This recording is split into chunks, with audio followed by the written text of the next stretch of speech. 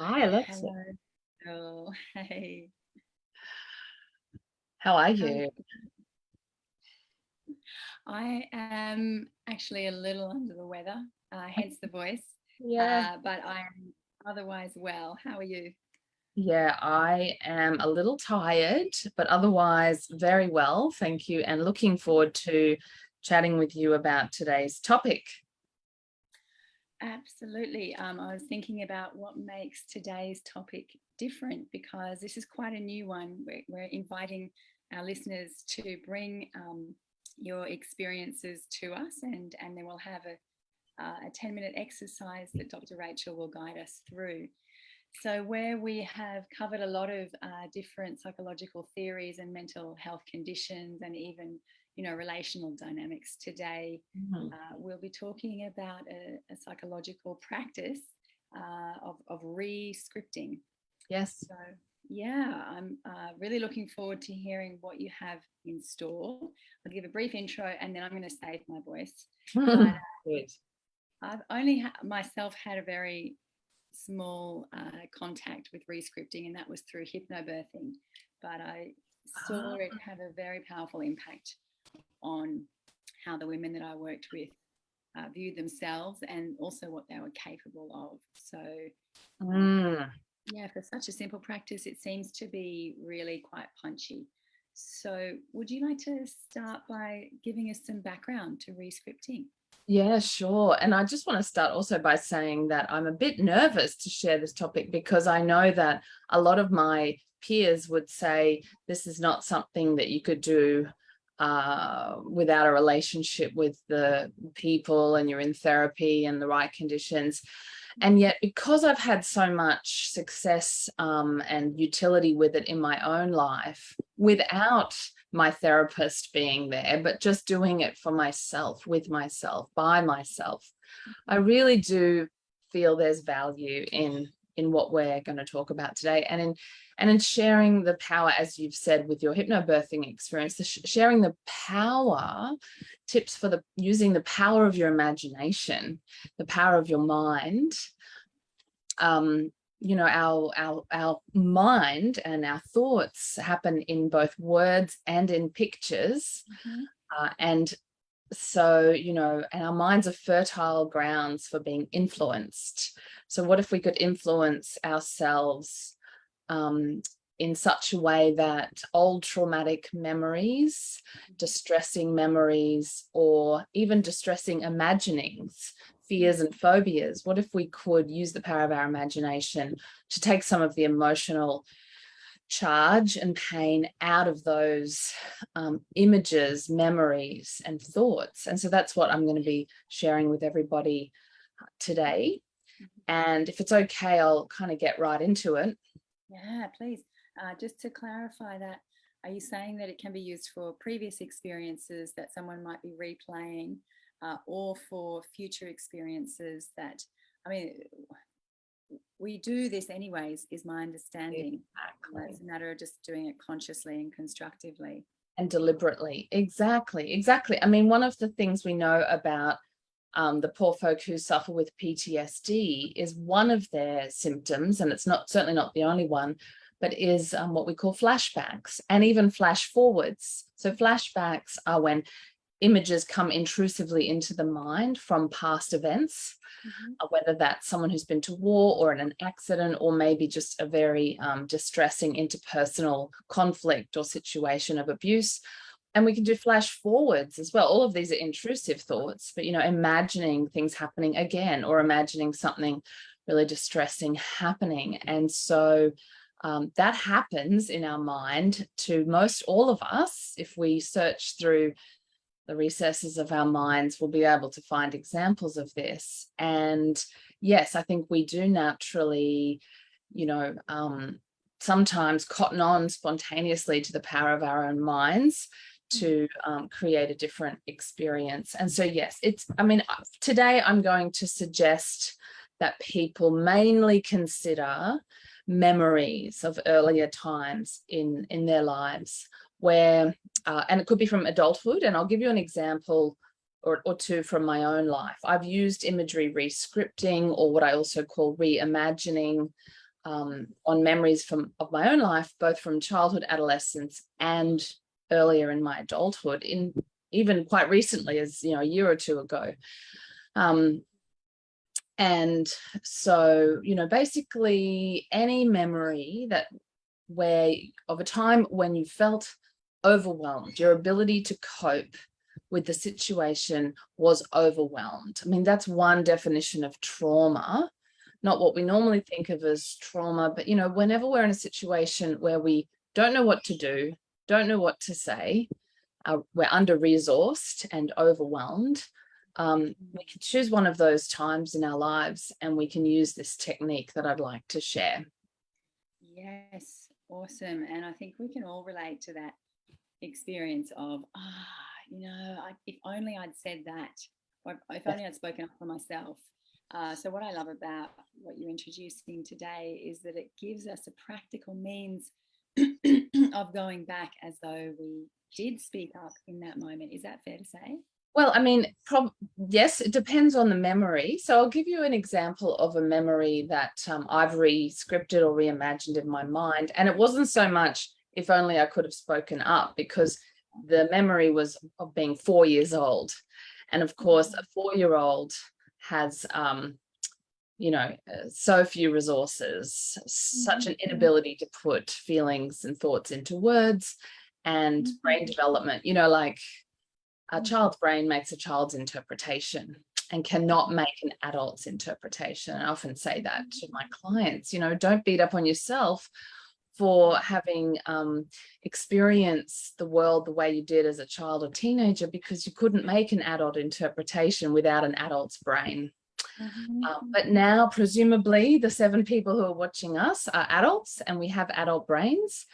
And what a wonderful resource to be able to develop in order to go back and reprocess earlier memories. So imagery rescripting, and I'll give you an example from how I used it from when I was 4 years old, comes from schema therapy. And I'm going to post in the comments. I don't want to go too much into schemas, and I know we've done a live stream before on schemas. So all I'll do, for the sake of people interested, is I will post in the comments a link to the 18 schemas from the schematherapy.com website. I might just share some of the comments that people have spoken out after having used rescripting. Okay, great. Yeah, because I think this will give our listeners an idea of what to expect. This is not, a deep, well, it is a deep process, but it's not a traumatic experience by any means. Right. So some of the things clients have said is, I'm not as attached to the memory anymore, or it's taken the sting out of it. Yes. The image doesn't bother me, or I'm not scared of the memory. It's just an image, and I can play around with it. And I really love that sense of regulation. And the meaning of memories is malleable. I thought was the meaning of memories is malleable. So on the back of that, I'll give you this example from when I was 4 years old. And this is not a 10 out of 10 trauma. This is a 4 out of 10 trauma. And I'm going to sort of ask people to think of a memory of their own that's a 4 or 5 out of 10, not a really, really horrible one. But so I was 4 years old, and I was in preschool. And I loved my preschool teacher because she had long blonde hair, and I thought she was pretty and kind. And that's all it takes when you're 4 to love your preschool teacher. I found a photo of my preschool class the other day, and I looked at her again. I was like, oh my goodness, yes, I remember how much I loved her.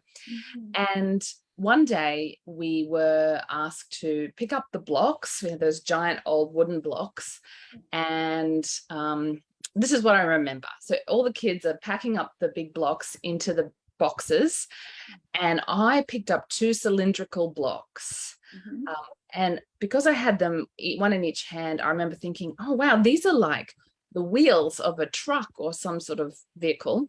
So I put them down on the ground to see if I could sort of roll back and forth over these cylindrical blocks and just pretend for a second that I was a car or something. the imaginative play of a 4-year-old. Yes, clever. And then, yeah, and the next second, so it was just me being experimental and creative. And the next second, my preschool teacher, seeing that I wasn't doing what I should have been doing, gave me the most ginormous whack on the bottom. Now, all I remember is the shock and the shame, you know, the horror of this teacher who I loved giving me a big smack. And I've remembered that memory to this day because, you know, I think it was so shocking for me to have this adult who I adored punish me. You know, it was an act of punishment. And I just remember feeling so distressed. Now, when I rescripted this memory, which basically just means taking yourself back into the memory as clearly and vividly as you can, and then reimagining it the way it kind of should have happened. And I don't use the word should very often, as you know, but when I say the way it should have happened, by should, I mean, what does a child deserve? A child deserves universal principles of compassion. A child deserves respect, protection, and guidance and teaching. So what I did was I reimagined my beautiful preschool teacher coming over to me. So I paused the memory as if I had a remote control in that moment where she saw me not doing what I was supposed to be doing. And I imagined her coming over to me and saying, "Hey, Rachel, remember what we're supposed to be doing right now? We're supposed to be packing up the blocks. Remember? Come on, put the blocks back in the box. Hurry up," you know, and in a kindly voice, just redirecting me. Yeah. Simple as that. But I closed my eyes and I imagined her doing that.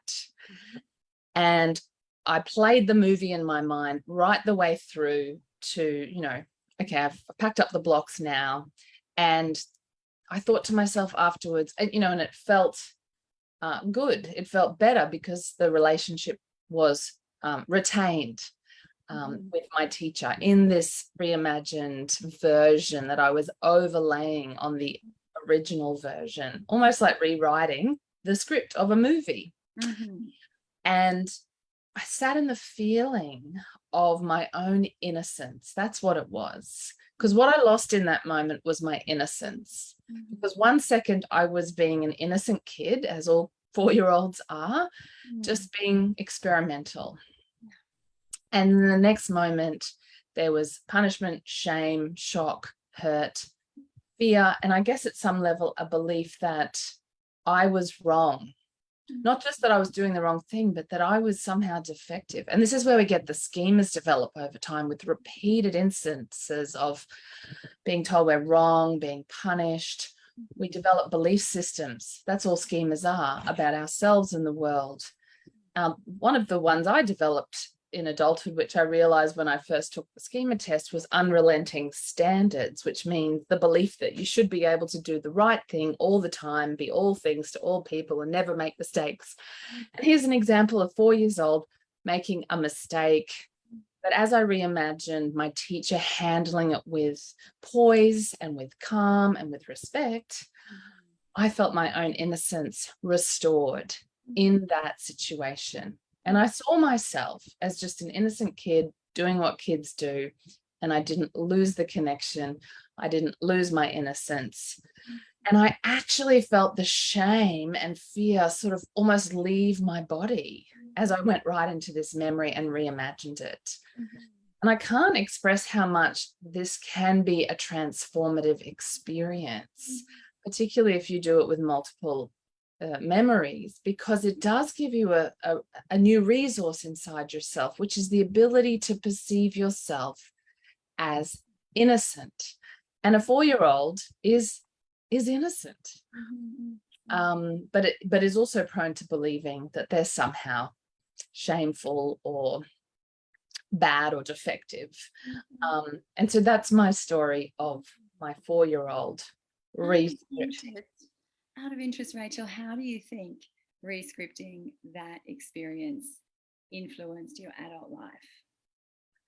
Well, I think certain experiences in adult life that you know, were relevant to the topic of shame versus innocence And did you notice a different relationship to those kind of experiences, just purely out of interest? That's such a good question. And this is the power of rescripting or reimagining work, is that because I was able to restore a sense of my innocence in just that one memory, the mind likes to generalize, of course, quite naturally. So my mind was able to go to, well, maybe I was innocent in a whole bunch of other situations where I got into trouble. Yeah.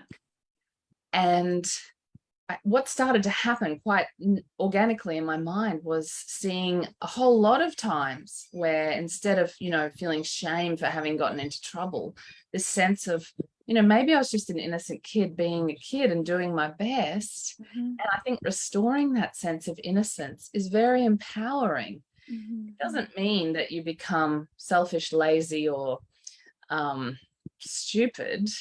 Just means that you lose some of the shame and unhealthy guilt from the past. But yes, I think that it was very healing as my mind generalized that to other situations. But also just having the experience of like almost re-experiencing that memory differently. Yeah, there's something about it I can't put into words, but it can be quite healing. Okay. Yeah.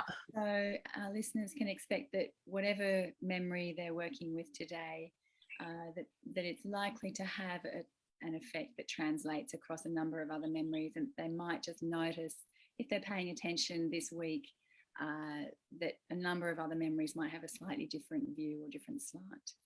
Is that what you'd say? That's right. That's right. And I think the reason memory and emotion are completely interlinked, and so much so that every undergrad psychology course has a subject called something like memory and emotion. So this is why we remember very happy times and very distressing times. And we don't tend to have very many memories of, I don't know, brushing our teeth or catching the bus if they weren't particularly traumatic experiences or joyful ones. So memory and emotion are very linked. And so our memories still hold a lot of emotional charge of times that we were rejected, left out, abused in some way, punished, criticized. Like we can all remember stuff like that. And it's really worth going back with an adult brain. I'll tell you one more example, because that rescripting was me imagining my preschool teacher having the resources in that moment to handle it much better, such that her shame and anxiety didn't go into me. Because the other thing that came out of that exercise for myself was I saw my beautiful preschool teacher differently. I was like, she was probably overwhelmed in that moment. She was probably feeling out of control, anxious, and she was probably worried. I know there were other teacher aides in the room, other adults, so she was probably worried about looking incompetent. So she was probably worried about feeling ashamed, or perhaps even feeling shame as a teacher. I was a teacher. I know teachers can feel shame if they feel like they've lost control. And her shame and fear went out of her and into me, almost like osmosis. Her fear and anxiety and shame ended up in me in that moment. And so as I rescripted it, I was able to give it back to her, not to be malicious, but to kind of go, that's not my fear and shame. That was your fear and shame. I'm not taking it on anymore. It's a way of energetically passing it back again. Now, that's one style of rescripting. The other style is to reimagine the scenario with another person coming in to help support or protect the younger you. So I'll give you one more example. I hope my mother wouldn't mind me sharing this. I don't think she would. The other one I've rescripted that I want to share is when I was 14 and my mother was still going through a very emotional time in her own life, a lot of distress. You could call it a nervous breakdown. And she wouldn't mind me saying that. And there were times when she called on me to be her emotional support person. Probably why I became a therapist later on in life. I don't know. But I was 14, so not really appropriate. And she would agree to ask your teenage daughter to come and be like your parent or your therapist.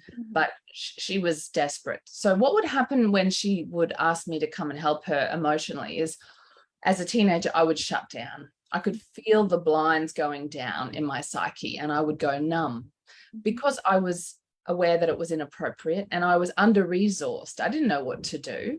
It was like a small trauma for me to see her so distressed and not know what to say and not know what to do.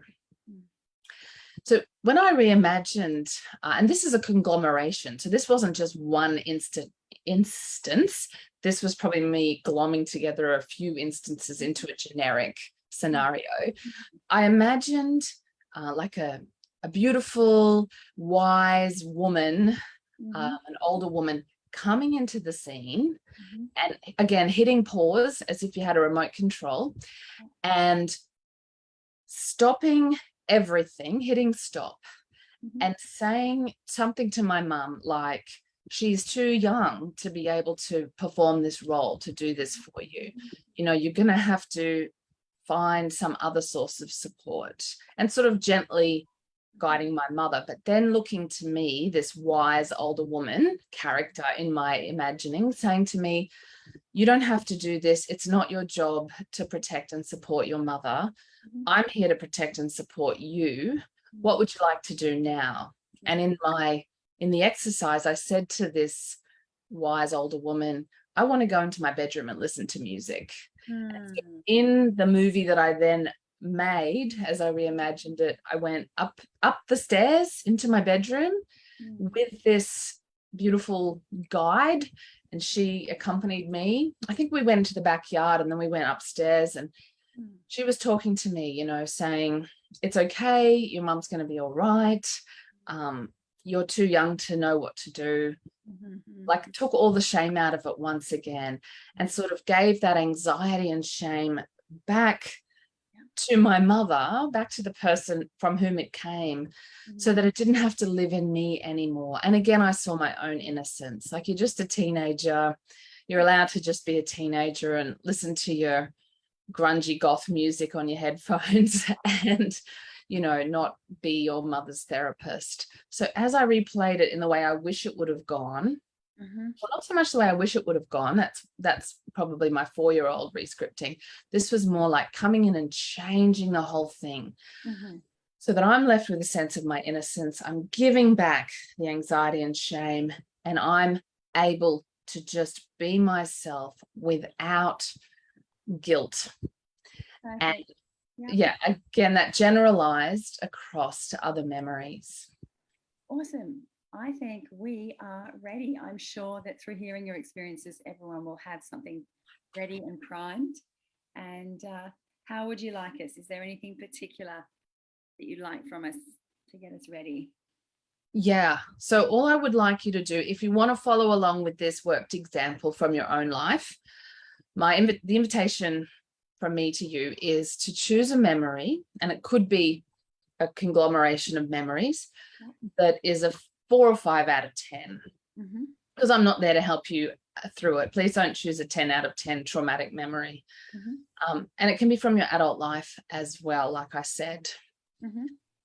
And what I would also invite you to do is, if you feel overwhelmed at any point, then take yourself mentally to another place. Mentally go to the beach or your bedroom or a forest or somewhere where you feel really relaxed and at peace.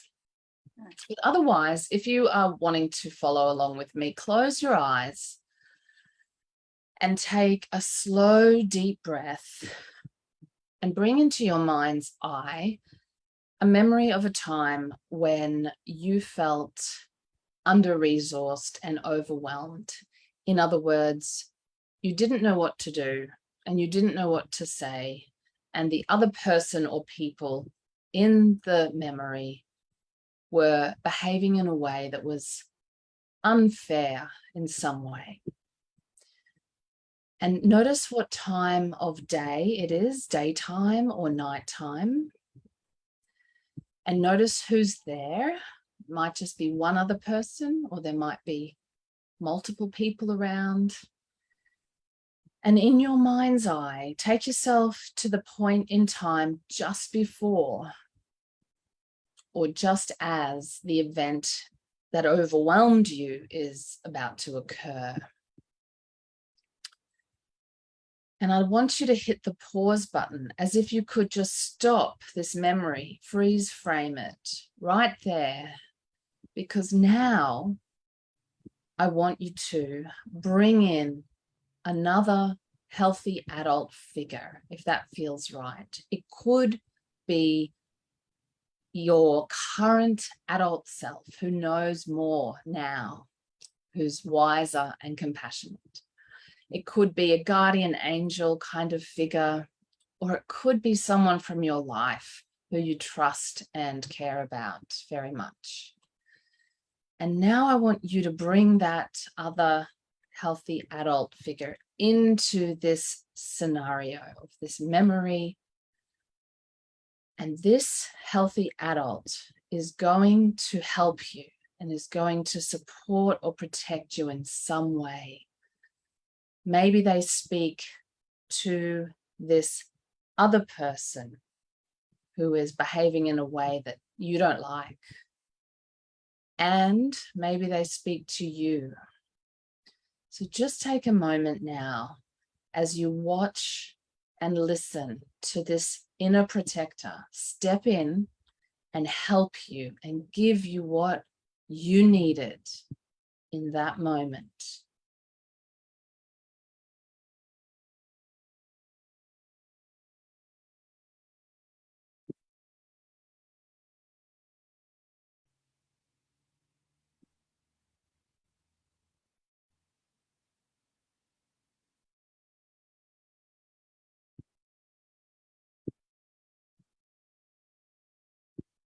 And as this wise person intervenes in some gentle and protective way, notice how that feels in your system.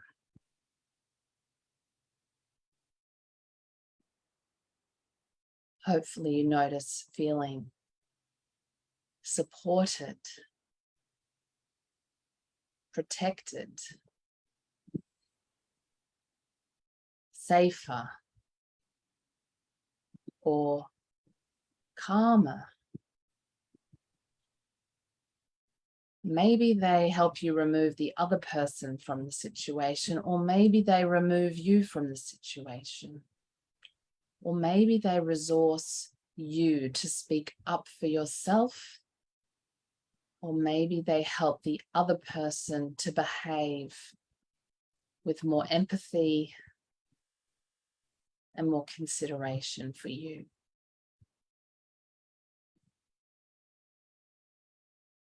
So when you're doing this later on in your own time, you can take as long as you need and as long as you like to get the help, the protection, and the support that you and or the other person needed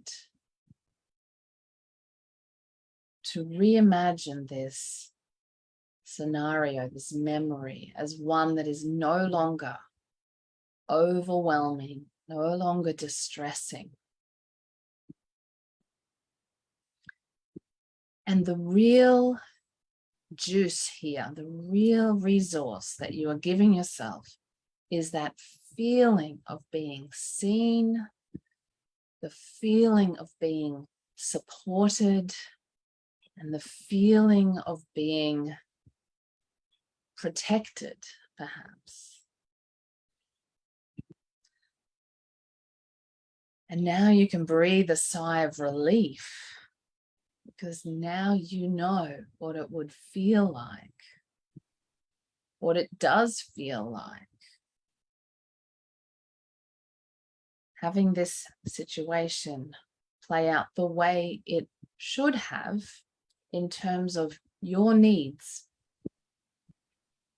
the needs that you had in the scenario that were not recognized, not articulated, not supported. I want you to feel what it's like to have those needs recognized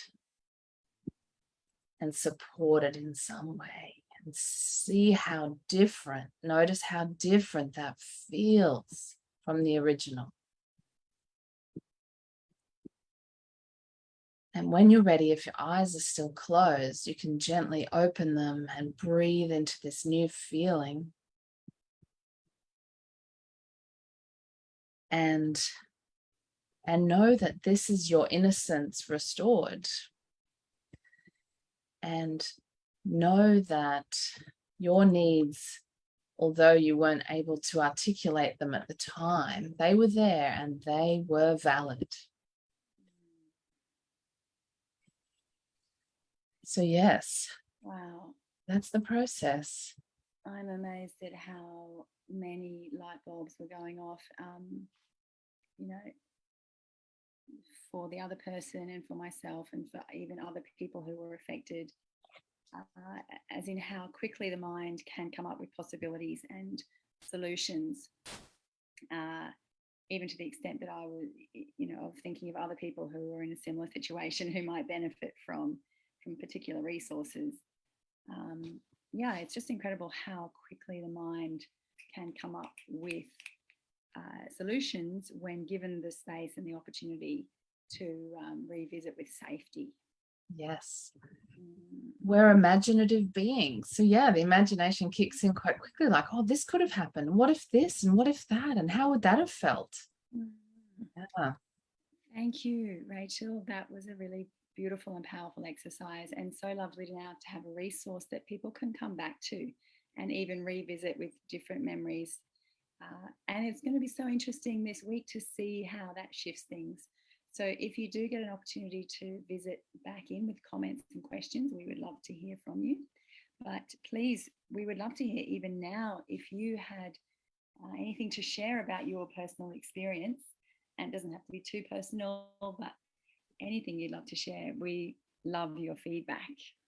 Yeah, absolutely. Absolutely. While we're waiting for people to maybe type questions or reflections, I'll just answer Sarah's question. Sarah says, would rescripting work from the other side if you imagine what your teacher had been going through to go to the extreme of smacking you? Well, yeah, that was an interesting sort of byproduct. I think I mentioned it before, that after I'd done the rescripting exercise, I was able to imagine my teacher with my adult brain and have compassion for her. She was probably overwhelmed. Maybe she was having a bad day, all the things that a child can't really understand. So I had compassion for myself first, which is interesting. And then I was naturally able to have compassion for the other person. So yes, absolutely. Nice question, Sarah. What else can you see there? I'm just playing with my sounds so that I don't get the double up on the sounding. I can't see any other comments at this stage, but I know there's a lag when I look on my phone. Mia says, I think this is really important and relative to trauma. Maybe you meant relative, Mia, I'm not sure, but it's both. And it's definitely relevant to trauma. I've had clients who've spent quite a bit of time invoking their inner protector, and the inner protector can take whatever form and appearance works for them. That was powerful as well. Yeah, even to have that image. So I mean, a mentor was what came to mind for me, and someone then who can model qualities that I'm looking for. I know Kristen networks with a fierce, compassionate protector, and it definitely helps to have somebody to model that. So that's all of the comments for now. But I'm sure we can check back in later, and there's bound to be a few more. Yeah, absolutely. I just wanted to say one last thing about that fierce self-compassion. No, I know what it was. I just wanted to say that this is really powerful when done through imaginal exposure, which is what psychologists call this, just a fancy way of saying, expose your imagination to a more empowering set of imagery. But, sometimes this is powerful just through conversation. When I say to my clients, what do you wish your mum would have done? What do you wish your sister-in-law? How do you wish she would have handled this? How do you wish your father would have behaved in that situation rather than how he did. And through talking, they're imagining it happening in a way that respected their needs. And as they do so, I might stop them at some point and say, how does that feel as you imagine it happening that way? People will say, well, it feels a lot better. Feels a lot better than what did happen. And so that helps them get in touch with their needs at a bodily level, and to really see those needs as valid and legitimate. You know, they wouldn't notice that shift in their emotional experience if their needs weren't there, and if their needs weren't valid and legitimate and worthy, just as worthy as the other person who's probably just trying to get their needs met as well, although in a tragic way because of the effect it has on the other person. So yes, we can do this imagery work in a variety of ways. That's what I'm saying. I just love that you've brought a practical component to today's live stream, Rachel. Thank you so much for that. And yeah, look, I'm sure that people already can see how different examples, you know, how simple it is that they can apply it to different examples. So that's us for today, and I'm looking forward to, we've got a lineup of some really great topics, so we will be putting those out in the coming weeks. And can I just quickly say, we may be moving our live streams to Saturday mornings instead of Sunday evenings. Yes, so we'll update you as soon as possible about the shift in time for our live streams. I hope that still suits most people, but of course you can always watch these back later on and comment, and I'll get to your comment at some point. And I just want to remind people about our retreat, which is coming up in about 7 weeks' time. You and I on Stradbroke Island, 18th to the 22nd of November. And I'll post a link for people to book in the comments below. Yes, and there's just a few places left. So please get your bookings in as soon as possible so that we can close off the group and, yeah, start building the experience. Yes. All right. Thank you, Rachel. Thank you, listeners. And enjoy your Sunday evening. Okay. Bye.